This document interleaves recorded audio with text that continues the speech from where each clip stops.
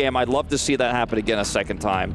Well, we'll just see what these bans are going to look like, as already the Annie and the Jin taken away. One of the favorites from Faker, and definitely a favorite for Gumayusi, as also the Orianna going to be hitting the deck. Now it looks a little bit normal, as the Vi and the Varus are going to get taken away on the red side. That's what we see more often, although they did do it on the blue side last time. One last ban there is that Yone that they were talking about on the desk. And so a little bit sad that we're not going to see that from Jojo, who was so good earlier in the week. But the Gwen first pick is going to come on through here, as Merwin going to have a lot of power. Let's see whether Doran is capable of a bit of a Broken Blade impression.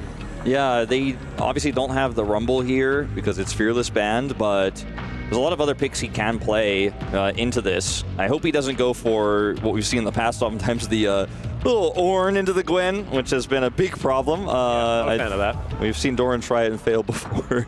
I don't think that's what he's going to go for here. But the Rise feels very nice. It's a very safe pick. Another global here for T1 and strong into Gwen. Yep. You could just simply hold her in place and prevent her from doing anything in a team fight. Why is it taking Ona so long to find Xin Zhao? Yeah, I'm not... Whoa, they're not going to pick it? That's kind of crazy. The Ambessa into Gwen has also been another pick that we haven't loved too much into the Gwen. It certainly can work, and it is a volatile matchup like the Jax matchup we saw yesterday with Broken Blade, but very risky one for sure, especially without knowing what the AD carry for Supa is going to be and what your main targets are. We don't know what Jojo is playing yet either, so this pick could be a bit of a wash. Yeah. As playing the Galio into the Rise would be a way to neutralize this matchup a little bit, but it is going to guarantee basically Baker's prio, since he could just clear the waves into this Galio over and over and over again. He won't be able to kill the Galio, but you know, it's not the kind of matchup I expected for Jojo here, where I wanted to see him try to dominate lane. The Orianna is banned away. It's one of the better picks into the Rise, so just going to opt into safety instead. Yep. Still going to be able to follow the Realm Warp quite comfortably, things like that as well. It does have that mobility around the map, which is kind of nice.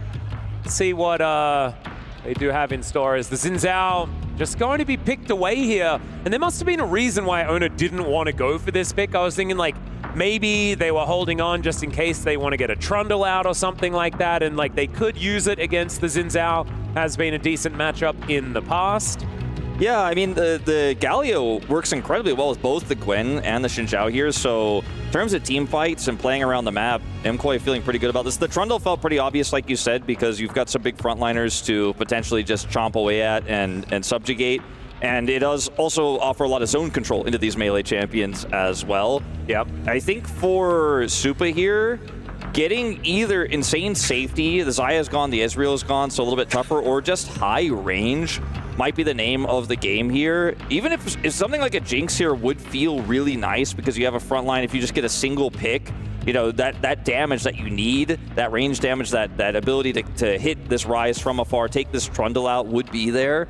See what T1 want to ban in this final spot. The Alistar, interestingly enough, also still available here in this second game, so I imagine that's probably what MKOI's ban is going to be. I wouldn't mind it. Carrier has been phenomenal on the cow in the past. Likely something that they want to get rid of. I think Caitlyn could be worth looking at as well, because I know that Gumayusi and Carrier do really like to pull that one out. They want to just dominate, might be an opportunity, and there it is. That is going to be the final ban. That gives Cow opportunity over to Carrier. Looking for a potential Kai'Sa here. This would be the most not Gumayusi pick ever, and they are just going to lock it in. So, you know, people were already insinuating after he played Ezreal in Game 1 that T1 were going to look for another fearless win here at EWC, meaning, just like last year, Gumayusi played only unique champions across their road to the finals, and then the win they took last year. So far, keeping that true. Of course, we have fearless drafts a little easier. And getting rid of Ezreal and Kai'Sa in the quarterfinal makes a lot of sense, meaning he doesn't have to play them in the semis or the final. Yeah, fair enough, fair enough. There's that Jinx I was talking about. I actually don't like the Kai'Sa that much here in this draft, to be honest, and I think the Jinx Alistar is a perfect way to round this draft out here for MKOI. They have an amazing front line. All they need is just simply one kill for Supa, one reset, and that is all it's going to take to really crush these team fights. They can protect him so well with the Galio, with the Xin Zhao. I really like the draft here for MKOI a lot. You take the nameplates off here, and I feel like they've got such a sick edge. Yeah, I think even with the nameplates on, I'm feeling like this is looking fantastic. The extra range that you have with this Jinx, the amount of peel that you'll get with the Gargoyle and the Cow, and then the double circles, you know, of immunity here on the side of Gwen and the Xin Zhao. able to push forward, able to put so much pressure on this T1 roster. Of course, it might be that T1 just kind of style on them, right? Find another one of these angles, but I think if MKOI are going to do it, this is the best selection of tools they could have got out of the garage. Yeah, I think banning the Misfortune was a mistake, and I think that Supa has a lot of agency here. Now, nameplates are on, right? And we've seen what T1 can do with global jungles, global mid laners, and even though there's a Galio to match and can also really help empower that Gwen in the side lane, Faker's Rise is legendary. It is iconic. And I think a lot of what this game is going to come down to is map pressure control and where those realm warps come in, where the decisions are made macro-wise here by both teams. I thought the early game macro-wise was fantastic for MKOI, but T1 definitely got the better of them when it came to the mid game. Yep, I would agree. I do think that things can snowball even more out of control in this game, though. So if MKOI can get out to the same type of lead, might be more and more difficult for T1 to find their way back in. The blue side looking just that little bit more powerful here at EWC this year, as is generally kind of the way, especially when T1 is on the Rift. They do really, really like to dress in blue, even though the team is red. Kind of ironic, if you think about it more than a couple of seconds. But here we are onto the Rift for game number 2. T1 could just book themselves a ticket to the semifinal right now, or MKOI could be trying to make them work for it. Jojo opting for this Galio to be able to match the rotations of the Rise is so good with the Gwen, but it also means he won't be able to have that lane dominant performance we saw in game 1 where he's able to win trades against Faker, get his TP back, force Guma and Carrier to come babysit. He's going to be actually the one who's sitting on the back foot in this second game. So a bit of a different identity, but I like what it means for 5v5s as Owner is going to duel early. Yeah, Doran is trying to chase after here, but Owner has 3 people to deal with as the Winds of War come down, and that is going to actually spell the end of this little scuffle. As Owner playing the policeman Trundle, just not really a huge fan. You know, like the traffic cone's cool and all, but like there are so many good skins for Trundle. We were having this discussion last night at the bus. I like the cones though. Okay, fair enough. I'm okay with it. I guess, like, for the cone fans, you know, traffic cone people. I'll be honest with you, Atlas, we've only been seeing that one Trundle skin where he's got, like, the really shiny mace for a really long time. You mean the Cuz one? Yeah. Like, I feel like we've seen that one only for so long that I'm just happy to see any sort of Trundle skin diversity. Yeah, it's either that or traditional Trundle, but you can't have a problem with traditional Trundle. That one's too good. So let's take a look at how these matchups are going to eventuate. Guma, Keria just going straight to the bottom lane here, looking for a level 1 advantage into this Alistar, which I think is wise. Fortunately for Keria, that's not quite going to land the way he was looking for, though. Yep, bit of a crash down there, but Gumiushi just trying to pick up this first wave of minions, and they do have a bit of control of this wave. Remember, this is not going to be a lot of early pressure here for T1. Of course, the Alistar pretty good into the rel just in general as well. Being able to headbutt her out of the crash down is normally pretty good, but that's not what Alvaro's focusing on. He's wanting to make sure he separates the 2 members of T1 so they can get some decent damage down and Supa stays safe. Yeah, Supa's positioning really good there, utilizing his range quite well. Had he been hit by that crash down, the passive was already stacking onto him, so it's really important he does not get hit here. Owner going to start Raptors, likely on vision there at the beginning, as both junglers know they're doing their Raptor camp. So all vision over is Alvaro. Yep, Headbutt Pulp does come on down there as Alvaro in a little bit of trouble here, down to about 300, but still able to offer a lot back. And Jojo could actually just die here. The flash out of the way, one more auto will do it. And yeah, he flashed out of the way of the Q, but then he was really dead. Here on the top side of the map as well, Owner is moving in. He still has the traffic cone. He can still tell Merwin that that's not where he's allowed to drive. And it's a bit of an ignite from the grave. The last tick not going to be enough to do it, though. And T1 with 2 swift ones. Yeah, so nearly enough, but Owner, excuse me, has that potion, and we'll be able to tick through it just barely there, as you see a sad MKOI fan here in Riyadh. As Doran's looking for the trade immediately because he obviously has teleport advantage, so takes a 4th of Merwin's health, and he's like, cool, catch that wave, and I'll see you in just a second. Those are the types of trades you want to see. I want to see what happened in the beginning of this trade here as Faker has lane control, gets taunted, and Jojo Pin goes for the extra empowered auto. and that's just what does him in. Flash angle here is nice, but he's just doomed. Like, there's no way he can buy space against this ranged champ. Is trying to min-max the damage there, and Faker's just like, well, it's my turn to crush the lane. Oh god, speaking of my turn, Owner is going to come down and join as Gumayusi's in a lot of trouble. He's going to go down first. The Super gets excited, and the traffic cone is after the Flash. And so the Jinx is going to stay alive on the board and exactly where the money wants to be here for MKOI. Yeah, you got a supercharger, but I got my supercharge, which is the Ghost, so I'm going to walk out of that pillar. And, well, that's a kill for the Jinx early. What looked like it was going to be a great start for T1. Now a disaster carrier. Yeah, what are we doing? Doesn't have Ignite. He needs a Shattering Strike. Does he get it? One more auto, and down he goes. So that's a bit of a solo kill for carrier. That's a bit of a cute one.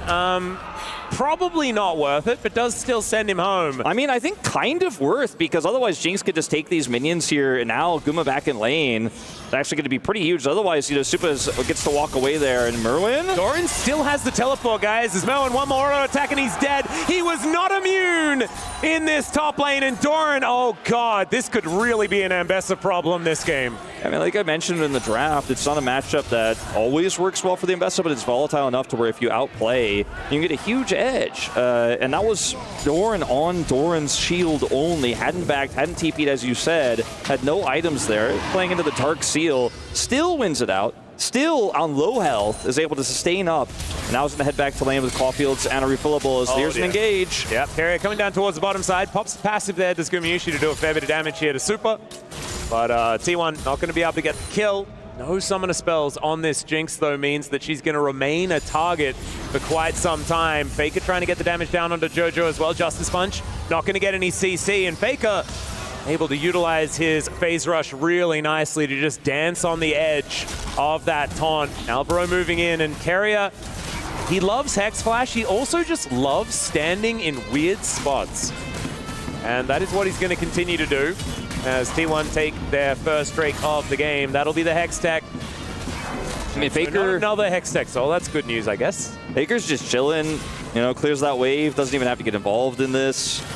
And looking back at this play down here on the bottom side, Owner comes over here, but it's actually really well played by MKOI. They're able to get this chain CC onto Guma. The damage is enough. Supa then gets the reset, has the flash, has the ghost to buy space against that cone that gets dropped, and that's all he needs. And then Carrier is actually able to come over here with a really cool Hex Flash over the wall and catches Supa off guard. And he doesn't hit the crash down, but Supa gets a little bit greedy here. I think if he just walks away, this doesn't happen. Yeah. And at the end of the day, Carrier, I think this is absolutely worth for him. Oh yeah, 100%. Especially because Alvaro gets the kill and not the Jinx. He was otherwise probably just dead, I think. If Alvaro is actually able to frontline for Supa, then there's just not a whole lot of chance the Carrier gets out. So able to take one with him. And you can see T1 now with Feats of Warfare already locked down. They're on their way to picking up these objective feats as well. And so as far as shoes are concerned, T1 are getting very, very close to making them fancy. And Alvaro and Supa have done that lane swap thing, move towards this top side as the grubs are about to spawn. Top side of the map going to be an important place to look out for, but Owner is moving in once again. Yeah, vision control of the river. Yep, Supa still without any summoner spells. The Ghost is pretty close. Three-man Pulverize as well is very good. As Elyoya looking to make this one fair. Gumayusi trying to get himself out of there as in he goes. They look for Owner to try and take him down first, but the Shattering Strike is so good. Zap is sidestepped, and T1 get themselves out. Millen, I don't know about this one. Doran is a 1-0-1 Ambessa. Looking for this kill onto Owner, but he's got the control vision, and he's just going to be able to put a pillar up and walk away. But it's still a huge win for MKOI. And I think T1 are disrespecting the range of this Jinx and how well Supa has been positioned, man. There's so many near hits. There's so many near lockdowns onto this Jinx, and he just is able to get out every time as JoJo. Faker could be in a lot of trouble here. He does have Flash available, gets that phase rushes. Now flashes in and gets out with the Realm Warp. That was so sexy, Faker. We've seen this so many times for Faker where he walks out and then flashes back into the Realm Warp at the last possible second to get out there, and he will live just barely. Still a huge win here for MKOI. The flash, and JoJo just going to punish him. Oh, boy. Yeah. But, I mean, the other play looked really cool, and I think cutting the video before the Winds of War comes out is going to be really easy in the highlight package, so it'll be fine. Well, you know, it is what it is. Great job, JoJo. Yeah. Extremely accurate cue there. It was very well done. As, yeah, the flashes do have to be utilized. And here, towards the top side of the map, Elyoya moving on in. I mean, this is a huge angle here for MKOI to potentially get a kill. And plate gold, at least, is also on the menu. Oh, Kuma gonna have to flash out of the way of the Flame Chomp as the Supercharger does come on in. JoJo looking to try and get that knock up, but they didn't even require it to land, as now Carrier just wanting to take one of them away. Super Mega Death Rocket comes on in, not able to lock down the kill. The Carrier is still dead, and it still goes over to the Jinx, exactly where MKOI wants the money. So multiple plates going to go over. Kill goes over to the Jinx here. JoJo picks up a second of the game, and T1 are a little bit in trouble here now. Faker is pushing hard in the mid lane to try to trade some plate gold back at least. Doran has control of the bottom side of the map, but just understanding this Jinx is in such a great position there, knowing where Owner was so far away, unable to impact the play. The fact that they have this global Galio who can join that fight. Faker had to use his Realm Warp to escape, so can't match that rotation. Just all of these things, all the communication across the squad here, especially on the top side of the map for MKOI, allows this play to happen. As we're going to go back to this play here, as it's a really sick flash from Faker. So he steps out of the Realm Warp, they chase, flashes back in, perfectly timed, and we'll cut the video right there.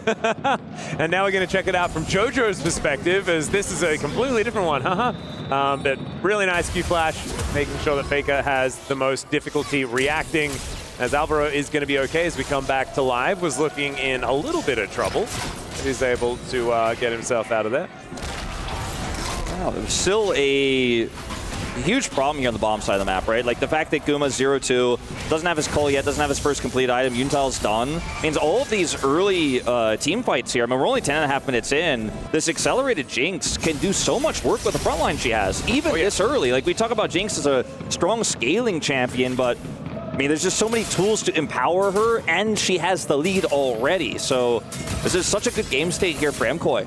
It really is. And when you have such a range advantage as well against the squad of T1 like Super does, it feels like you have even earlier power than you otherwise would in a lot of these other compositions. T1 are going to have to make sure that they layer CC on top of Super. And you mentioned it beautifully before. Super's been playing really well. His positioning, his spacing has been phenomenal.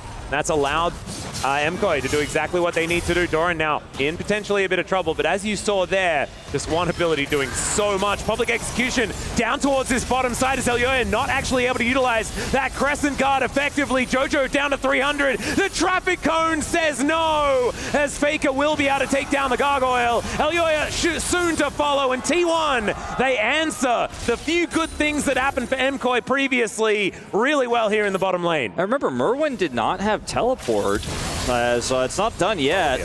Well, there's the Pulverizer, connects onto 2 as Super is once again doing everything he can to get as much damage as possible. Alvaro with that unbreakable will. Super Mega Death Rocket means the Carrier is dead. The Zap connects onto Faker, and the Pulverize comes on down. That's going to be enough to get another couple of kills for this Jinx. I mean, the story of this game, the series potentially going to 3, might just be that T1 did not respect this Jinx player. They just keep going into these incredibly greedy and risky fights where Super just outpositions and is able to, with the help of his support in this case, get it. Now, the initial fight here, remember, there's no ultimate for the Galio. So JoJo Pyong can't actually ult it. He's already with Elyoya anyways, but he's not going to be able to buy any additional time here. The Crescent Guard has to be used early. There's no teleport for the Gwen. So I think fighting here down a member was not the right call. After this is a big win here for T1, they get incredibly greedy, right? They're able to take out Elyoya, but what happens next is they decide, okay, we're going to split here. We're going to send, of course, our top laner back to the side lane.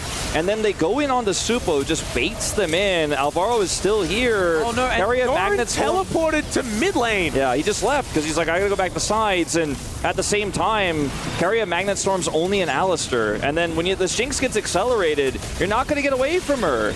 2 kills over to Supa. He's now up to 4. Oh dear. Doran has now made it back down towards his bottom lane, and Carrier's like, I can help. And then he is not actually. Sorry, 5. Yeah, 5, 1, and 2 here for Super. This game may just be over, Atlas. Like, if this continues, I mean, Faker has a significant lead in this game for sure, don't get me wrong, and he's going to do a lot of damage later, but he's going for the Rod of Ages build, as Rise is wont to do, and this Jinx is just, frankly, too big to fail. He gets more plate gold here. Solo is going to get the entire turret here, all plates in the bottom lane before plates fall off. This Jinx could not be more accelerated. This Jinx could not be more ahead. 2,500 approximately the lead here he has over this Kaisa. And T1 going to have to play a little bit more respectfully around it. They're going to come back in this one. Yeah, they really will. They're going to have to use everything onto Super, and they're going to have to actually hit their abilities this time around. As Faker able to realm warp his way out, no way that Merwin's going to be able to interrupt him. And so Faker going to make it to safety. Does mean that he doesn't have the ultimate for the next little while, as Jojo could be in a little bit of trouble. Justice Punch to get the double taunt. Really nicely done, but the traffic cone has to be respected. And Jojo is able to get out of there. Flash needing to be used, but still not going to be giving up too much more. And look at this. Super with so much of the team's gold. That's just so dangerous here for T1. If MKOI just continue playing their game, this is going to get way more difficult later on. Yeah, if we were in a game state where it was lower kills and we're 14.5 minutes in, we're a Drake apiece, you're like, oh man, that Jinx is going to be a problem later. I'm a little bit concerned about that. You have to consider it, but she's a problem now. And she's been a problem for a while, and it doesn't get easier. It doesn't get better as the Kaisa, who's just completely outranged. So, at T1 here, it's going to take some really creative plays here, and Faker having to realm warp defensively. That's one of their better tools to try to flank or set up a really nice macro play down, because he keeps getting threatened as well. You know, trading that for Merwin's ult is definitely a trade up for MKOI at this point in time. Yep. And now Super parking himself in mid. Will be able to relentlessly shove waves in. As Owner moves over, does walk on top of a ward. And the Kraken Slayer build isn't going to do anything for the range here of this Kaisa, you know? We're not going to see that poke build. We're not going to see the Nashers. And it's just really challenging from this point on. Not impossible, but very tricky as Doran is going to hide this TP, but he's coming in. Yeah, he is going to join. We've got a bit of a 5v5 here. They have to get on top of Super if T1 wants to win a team fight. That's Merwin on the flank. And Jojo also off to the side. There's the Pulverize on top of T1. The Magnustorm this time is really good. As Super flashes away, he stays alive for so long, but Gumushi finally gets on top of him. They take down the key target, but can they actually win the fight? That's the question, because Gumu's also dead. Doran is so low that he cannot stay in this fight as the needlework is doing everything it needs to. It's a double kill now for the Xin Zhaos. Now Doran looking for it here on Alvaro, and Faker locks down the kill. Yoya now trying to push forward. These health bars are so low. The crash down is perfect, and Doran stays alive. Merwin not able to close the gap. And T1, how the hell did you do that? I mean, Faker's got phase rush here. He's going to walk into melee range, though. Surely isn't the engagement over? The engagement's over, right? There it is. Thank you very much. Super Mega Death Rocket, not enough damage just yet. Yeah, Faker's turned his Realm Warp into an escape rope in this game, but it has worked really incredibly well. He's straight back to the focus center every time.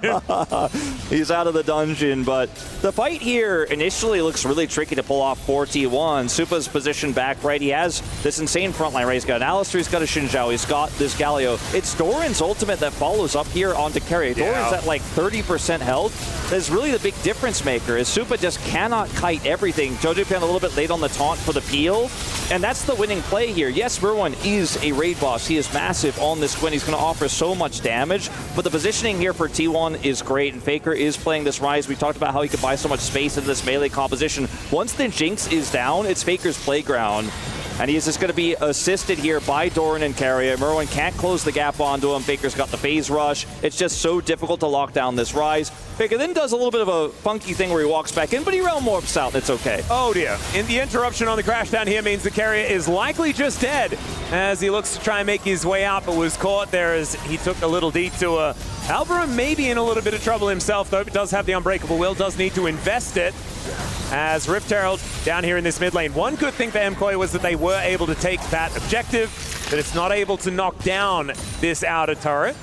As MKOI, they also got feats of strength by being able to take that Rift Herald as well. So they're going to grab more of these objectives available for them. They're going to grab this Dragon too. Faker, this turret is too healthy, I think, for anything to eventuate here on the top side. Maybe Owner can grab this blue buff away. I think that is going to be the best case for a cross map here. And IE is done now. So yes, it's 2 items versus 2 items here for the 80 carry, but we've talked about the range so much, I don't really need to beat it into you guys anymore, but I am still concerned despite T1 taking that fantastic fight before. I don't know if they're going to get that chance every time as Carrier once again caught. Yep, I've seen this one before, as Carrier doesn't have his flash and doesn't have a chance to get out. So he's just going to die for a 5th time. he trading his life for information, I guess, guys, is what I'm going to say. I mean, there just wasn't really any big objective up there to force or to fight for, and that's going to be a turret that goes over as a result here. By the way, to the Jinx, again, who has empowered Berserker's Greaves from the Feats of Strength, and I mean, it feels like a pretty big support gap in this one. I have to say, Alvaro's been having an amazing game on this Alistar, and Keria has made some risky decisions. Some of them have paid off, right? Like his Hex Flash shenanigans on the bottom side where he was able to assassinate Supa. We've seen some of those succeeding. And the gold graph is crazy because T1 have won some phenomenal fights despite the deficit to keep it lower. But the Jinx is still a big problem that I think they're still going to have to solve. And like I said before, leading into that fight, you're not always going to get that Doran ult on top of Supa, as JoJo is the target. There's public execution as JoJo should be going down here. He does flash, try and get himself out of the way, is now Alvaro going to once again put Carrier into a 1v3. Oh no, this poor horse lady is Gumayusi looking for Super. He dives in on top. There is the defense from JoJo, but still T1 are pushing forward even after Carrier going down. The AoE from this Kai'Sa is massive. Faker as well doing so much work, but maybe it's not enough because Merwin gets in there with the scissors and will be able to cut them up. Ona now walking away with about 50 health, and we'll see whether he does make the great escape. It looks like the answer is potentially, as he looks to get an execute. And I think he's been out of combat. He gets the execute. I think he does. Yep. There it is. Yeah, well played. Not the end of the world for MKOI because they still win the fight, still win it swimmingly. As Supa's positioning once again was so good in that fight. Yes, he ultimately does die, but he does so much damage before he does. He has the ult coming through from JoJo, and then this time Merwin's able to take Faker out. That's really the key here, because Faker, once Supa is dead, Faker can kind of do anything as long as he can buy the space against this melee composition, but he did die, as we are going to see a teleport in here, a bit of an Otacon contest just after spawn. Yep, and now we're looking to see whether Carrier can get the reverse legendary. Only 2 more away from that one. JoJo is setting up for this Otacon. JoJo does not have his ult. He does have TP, however, he's going to use it. Yep, Doran going for the engage here is my god. Alvaro just taking most of his health bar here from a combo out of this 2-item Ambessa. Yeah, he does not have unsealed or teleport. He's just going to have to take the long walk back here. Will go home and try to reset. His ult will be up in just a moment. It's really hard for T1 to take this fight, though, into the Jinx. Those low health bars make it such a easy front to back for Supa, even without the Alistar, who is returning as quickly as his legs can carry him back towards this objective. And T1 instead going to push this wave out, slow start the Otacon here, try to clear vision, but this buys time for MKOI to come back over for the contest. This is going to be a pivotal moment in this second game. Yep, is going to be, it should be an honest 5v5 as JoJo making his way over as well, very close to having that heroic entrance back off cooldown as Elyoya looking to make his way in 400 health, and he steals it! Super Mega Death Rocket not going to connect, and now the Realm Warp going to get T1 to safety, but they do not get those petals in the Otacon buff this time around. Gold is even, but those stats are not going to be so. Yeah, this was a really close fight for T1. They wanted to clear so much vision that bought enough time for the rotation over for MKOI, and just barely MKOI get there in time, and then it's a bit of a panic from Owner and attempting to smite early and try to get out there, but he smites so early. I think it was like 400 health, and then it just goes over to his opposition, and Elyoya says thank you very much for the leash, thank you for the free objective. Gold is dead even. The lead, though, that Supa once had has faded away a little bit. We are also eventually now going to see that Nashor's Tooth come through here for Guma. A bit of an adaptation on the build. Like this a lot. You know, when you have the money that he does have, we're cresting the mid game here, we're moving towards the late game. There's going to be a lot of extra power and range to fight for the neutral objectives. And this is such a close game. Yeah, and I feel like you can do this. They will have a fair bit of magic damage in comparison to the physical, but with the Kraken Slayer, you do feel a bit nicer. And of course, the first item, a bit of a flex for the Kai'Sa. It's just when the Rage Blade comes in, you can either go the Terminus for that little bit more of a physical ebb on the on-hit, or you can take the Nashor's Tooth. I think the Nashor's is just such a smart choice given the I like it. Gives you like an actual poke option as well with the Void Seekers. We just haven't seen it that much, and I think this is the right time to do it. Guma gonna pull it out here. Doesn't quite have it just yet for this dragon fight, however. Faker has a Realm Warp, and he is on this flank angle here, but the T1 vision is extremely limited, as you can see here. Yeah, no idea on the health bar of this Dragon, as we can see. But Carrier making his way in. The flash comes forward, and there's the pickup from Doran as he gets into the backline once again. But the Pulverize is on top of this Rel. Super is the target. There's the zooming Gumushi, able to lock that one down as he's kiting gorgeously. Jojo finally gets that punch to justice on top of him, and now Merwin is there in melee range against Faker and does get that snip. Doran needs to kill 3 people. He's getting decently close, but another knock-up from Jojo. And this guy, he really is the savior of Europe, isn't he? As even on the Galio, he's able to win out the team fight. Oh, absolutely. A phenomenal fight here for the side of MKOI. I was trying to combine phenomenal and fantastic, but... and you almost just got Fnatic. Yeah, I know. The wrong team. Yeah, wrong team, wrong time to be talking about Fnatic, sadly. But the target selection here is very messy. Like, Supa is not the one who's ultimately hit here by Doran, and look at the peel. Like, he is the president. Yes, ultimately, Guma is able to play this incredibly well. Flashes in, is able to execute him before he dies, but Faker's isolated. Merwin makes sure to stay on top while the rest of T1 are trying to chase down this backline. And as Faker dies, the fight is over. Doran will not be able to compete. As Jojo... Okay, got a bit of a teleport in. Yeah, Jojo he may be in danger. In trouble, exactly. He got the inner. Going to be available as Faker almost taunts himself is what it kind of feels like. Killer Instinct comes down though as Gumushi will be able to help Faker lock down the kill. Teleport comes in, uncancelable of course, as Merwin looking to try and answer back. Supa has his ultimate, but it's just not quite enough damage at this stage to get the kill there onto Faker. They needed a little bit more. So it is a critical kill here onto Jojo, but he does have TP and he will have his ult on respawn. Also picked up a Zonia as his Baron is going to be the look here for T1. They love to do this on spawn. They're going to head over and try for it now before Jojo can get back up and get into the fight. It's a risky call. Keria, though, on the flank also has the Omega Blast Cone here to try to set up a big Magnet Storm despite not having Flash. He's got better Flash. Well, Elyoya is going to be here, so it's likely to be pretty close to a 50-50, even if there aren't quite as many members of MKOI. 5 seconds until the teleport can be available from Jojo, but it's down to 2,000, and this time Ona, he's able to lock down the smite. The King's Tribute keeps him healthy as well, but not healthy enough, and he's going to be left out to the Wolves as T1 say, Ona for a Baron? Yeah, we'll take those. I think they will take it. It's not exactly the cleanest. It's not 100% what they wanted there. They wanted to get out for free. Keria wasn't able to find the angle. Really respectful approach there by MKOI. They were able to avoid knowing that Keria was on that flank angle, the Magnet Storm. So T1 aren't able to win the fight. They end up losing their Trundle and will lose an inner turret despite the fact that they're the ones having the Baron. So, like, yes, if you count, like, okay, 1 Trundle for Baron feels great, but the lack of map control, the fact that they had to Realm Warp out there and base means 2 turrets, in fact, now as Merwin is so big on this Gwen, do go over. And so much of this Baron time will be spent clearing waves to try to get to those turrets. So yes, getting Baron, getting the gold from Baron is better than the gold you lose from the Trundle, but MKOI, I think, ultimately the big victors here. And, you know, the only gold lead on this map still is Faker's. But the problem is, I just don't know if they could consistently lock down Supa. The peel has been good. His positioning has been good. That's going to still be the name of the game. It has been from start to finish in this one. Can you kill that Jinx? It gets harder and harder. Yep, looking to build towards a rapid-fire cannon now as well. You can see the Zeal comes in. Jojo, once again, potentially in trouble as the traffic cone is going to say you're not allowed to drive here, as he does get the taunt off against the police officer. Keria moving on forward, and there it is. Exhaust coming on down Alvaro, in position now as well. As, oh god, Faker is really starting to do some work, as 3 items have been completed.